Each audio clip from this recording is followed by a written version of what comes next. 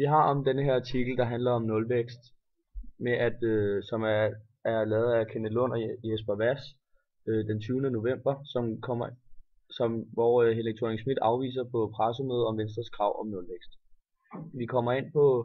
Artiklen kommer ind på uenighed om skattepenge, Helle Thornings mening, Venstre skal stå til ansvar og konkurrenceevne. Tidligere har Venstre bakket op om regeringens plan om en årlig vækst på 0,8%, men nu har det taget en helt ny drejning og har gået deres egen vej og taget ansvar for deres egne holdninger. Helle Thorning er glad for, at Venstre melder sig på banen i diskussionen nu, men hun forstår ikke, hvorfor de ikke gjorde det, da de havde magten.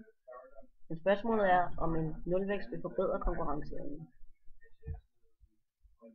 Men er Helle Thornings beslutning omkring væksten på 0,% i den offentlige sektor så korrekt? Altså ifølge vores mening, så hvert år er der en finanslov, hvor vores penge går ud til forskellige ting i samfundet, og eftersom priserne på forskellige ting stiger hvert år med 2%, så vil det derfor være dyrere for hvert år at skulle betale de forskellige ting. Så regeringen vil egentlig miste flere og flere penge? Ja, det vil de.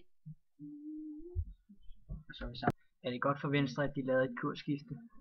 Jamen ifølge artiklen og Helle Thorning, jamen så er det da godt, at de tænker på at ændre mening for en gang skyld. Men det er, som Helle Thorning forklarer artiklen, som man ikke forstår, det er, hvorfor de så ikke gjorde det, da de havde magten. Så på den måde så føler hun det godt, og det er også godt for dem, men hun synes det er lidt sent, de gør det.